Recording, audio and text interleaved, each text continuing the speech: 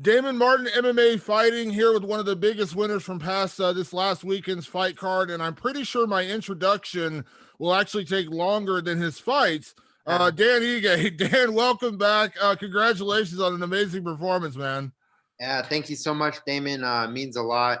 It's been a long time coming. I've always visualized a nice KO like that. Every time I go out and visualize a fight, that's like the picture perfect way you'd want a fight to end, of course. But yeah, it feels good.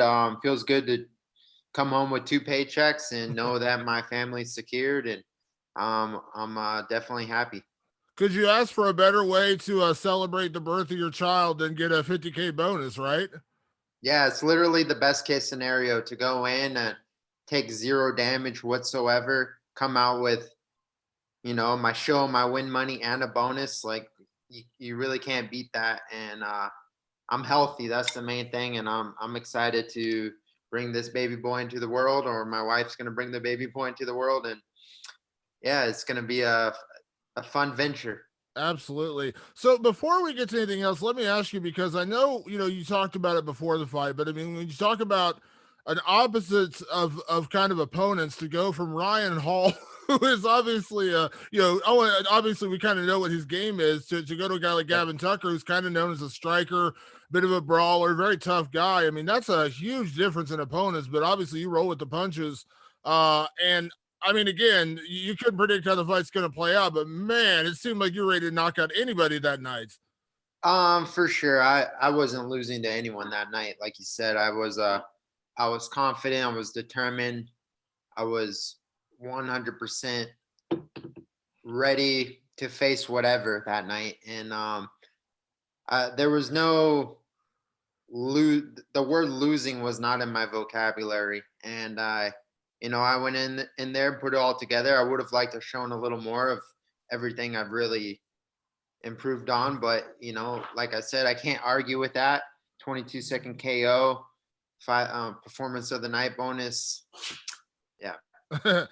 Walk me through the knockout, because it happened so in such devastating fashion, and it really ended up being a walk-off KO, because as soon as you hit him, he landed. You took a quick glance at him and you knew he was done. But Yeah. kind of walk me through that knockout, because man, it was a rough one. And again, talk about like a one-punch knockout. That was about as one-punch knockout as you can get.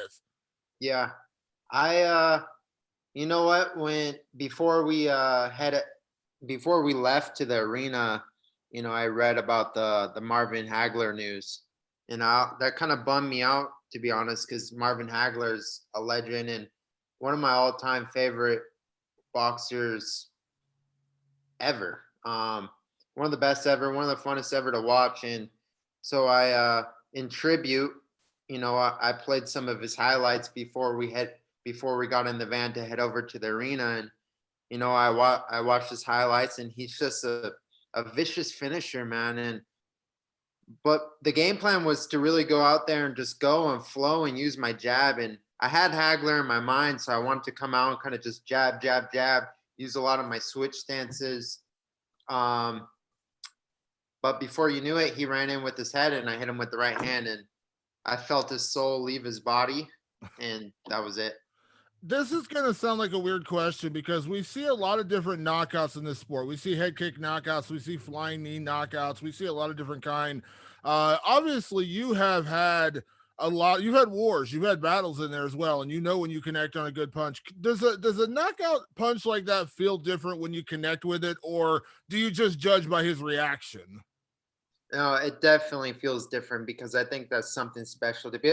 I think anyone can, if someone can land a shin on your temple or your jaw, like you're gonna go to sleep. But it's something special to possess that power in your hands to put someone unconscious like that. And I think it's, you know, I've always known I had the power in my hands. I've always known I have the power in both hands. It's all about finding the right timing and the precision and the right spot.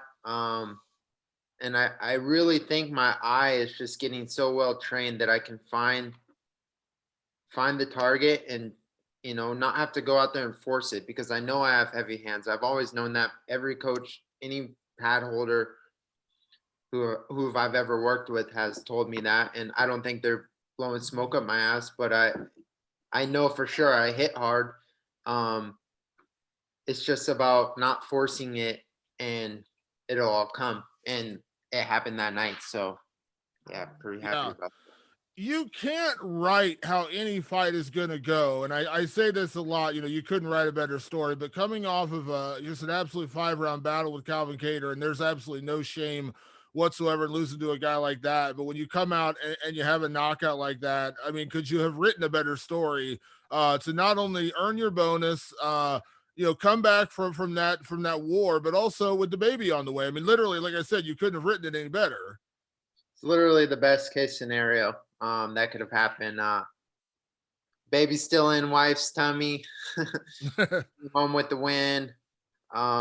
I'm healthy. Yeah, like you said, I took a long time. I mean, 8 months. It went by pretty fast actually, but to a lot of people, that's a long time. And I I just spent time getting better in every aspect of the game. I've said it before. I just literally improved everything, and I didn't get to show all that.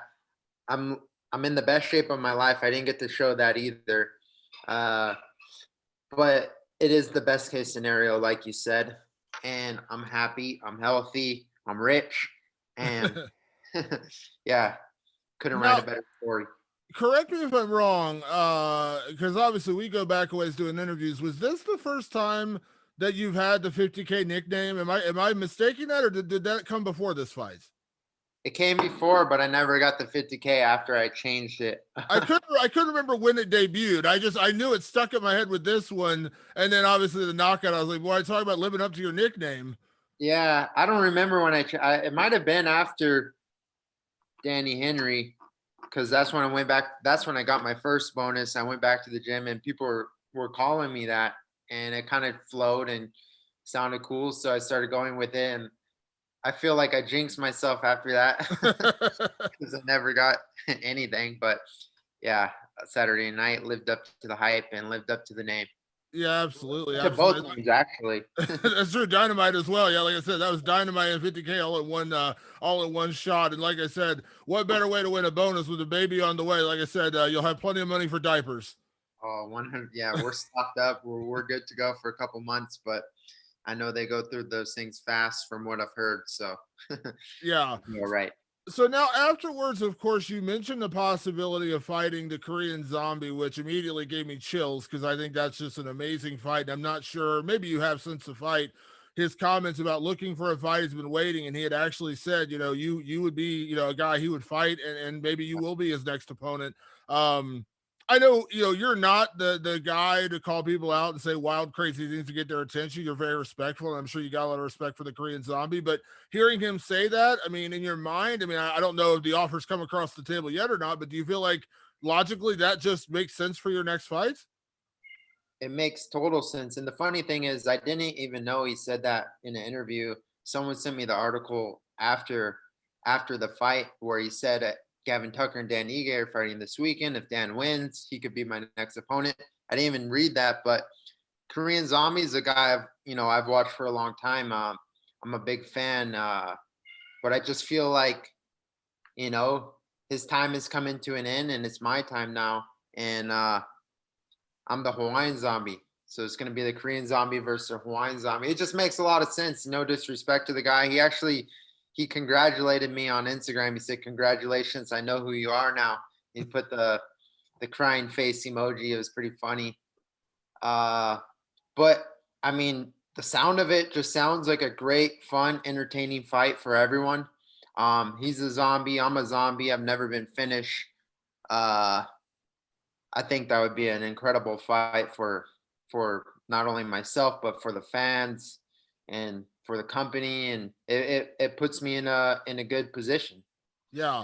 Talking about, living up to your nickname, you get a 22-second knockout, then you call out a guy like the Korean Zombie. I mean, you really are trying to live up to your nickname, Dan. You understand that, right? Yes, yes.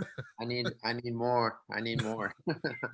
When you look at the zombie, I mean, that guy has fought everybody, and I don't think there's any shame whatsoever in losing to a guy like Brian Ortega. When you look at, what he's done to guys like Frankie Edgar, who, obviously first ballot Hall of Famer, a lot of the legends he's taken out. I mean, this just seems like I say this a lot when there's a great fight. I'm like, I always feel like we don't need to talk about it just because, like, just put you two in paper and boom, it's like a great fight. Like, we don't even really need to say much.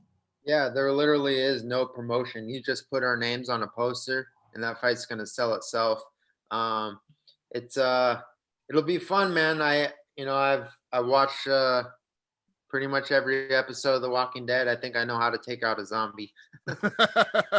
I love it. Now, obviously, you said 22 seconds. So, outside of maybe your hand being sore right now, I imagine you're feeling pretty good. And you said you were in incredible shape.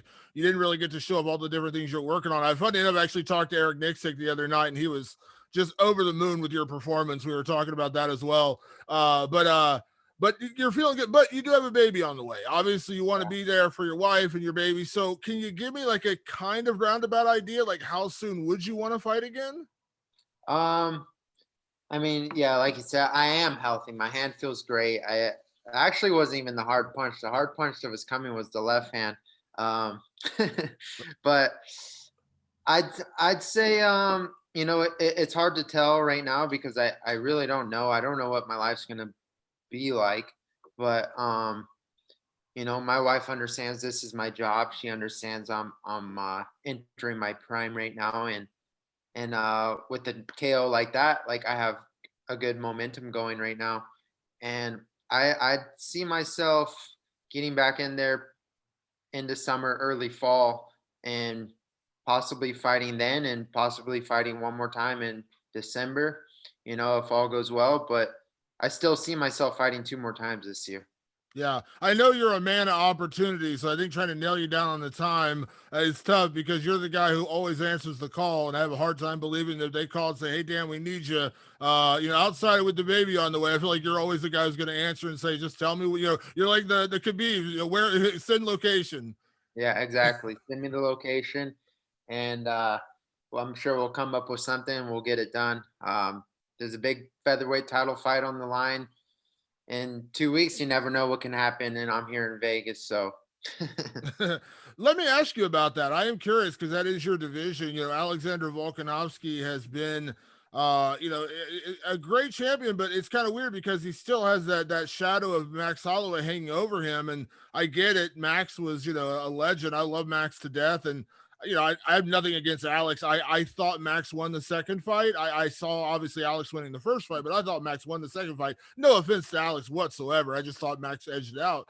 But yeah. he's always kind of had that shadow looming over his head a little bit. But Brian Ortega, of course, having a great fight against the zombie coming in. Kind of a two-part question. Like, what do you think about that matchup? And in your mind, as a fellow featherweight, is there part of you that believes like Alex needs this win to kind of move beyond Max a little bit? Because I got to be honest, I think that Max Holloway shadow is still hanging overhead.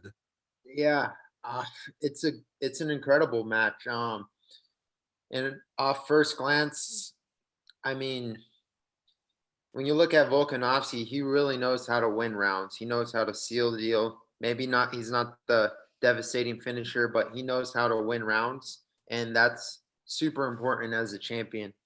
And in that aspect, I gave him the advantage in this fight. But Ortega's a guy who can get beat up for 4 rounds and catch you in the fifth round.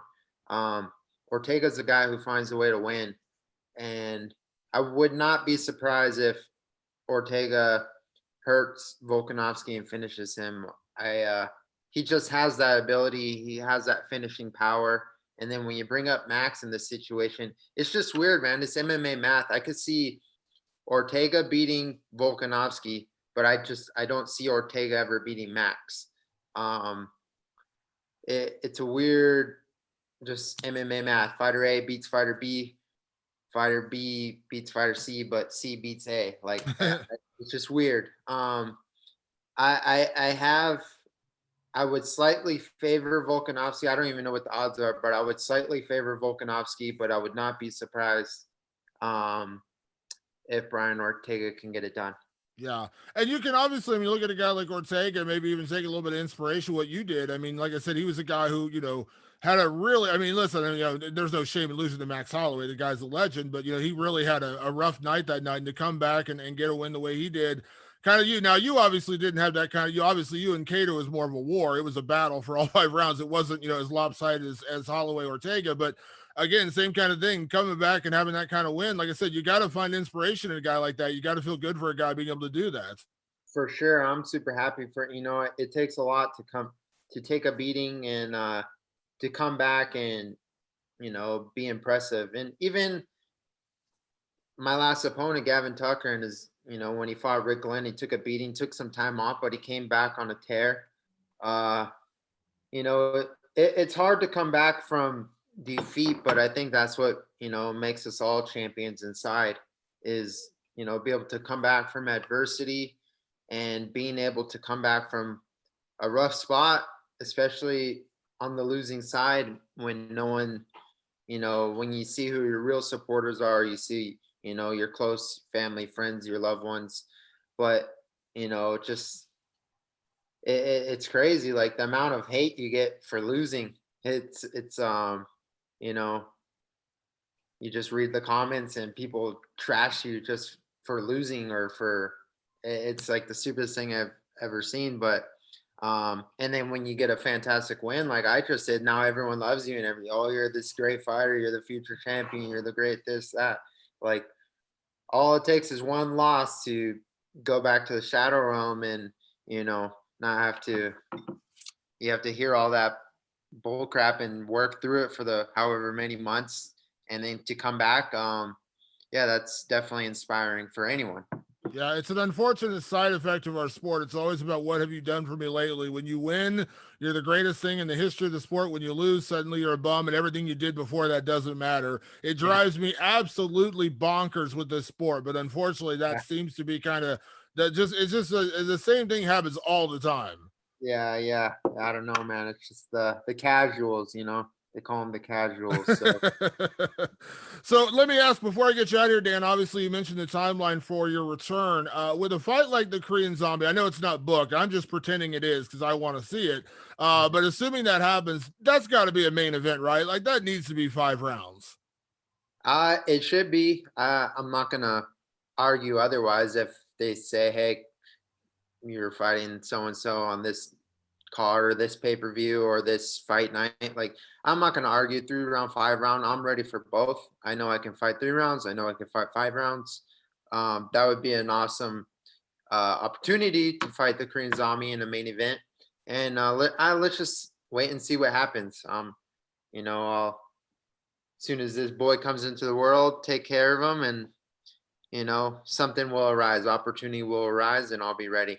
Yeah, and we're getting fans back. Obviously, I'm sure you saw the announcement with UFC 261. Of course, Kamaru Usman, obviously, a guy you're very familiar with, is going to be fighting in Florida in a crowd. Now, I know you like the convenience of fighting in your backyard in Vegas because you literally just get to drive down the road and go to your fights. But like I said, crowds coming back. That the Korean Zombie fight that seems like a crowd pleaser. 100%. Yeah, that would be a fight with fans. You gotta have fans because that's gonna be a crazy fight. People are gonna be yelling, screaming, oohs and ahs and woos, and it's gonna be a barn burner, 1,000,000%. And you gotta have fans for that fight. I agree. Well, Dan, again, congratulations on an amazing victory. I joked with you after the fight. I said, oh, you almost cost me a table because I jumped when the knockout landed and I about knocked over my desk. It was not funny at the moment, but it was funny afterwards. But congratulations again on an amazing win. Enjoy the bonus. Congratulations to you and the wife on the baby. Can't wait to see the baby being born. And thank you so much for always taking the time for me, man. I really do appreciate it. Of course, man. Thank you, Damon. You're the man. Always enjoy talking to you, but I'm sure we'll talk soon.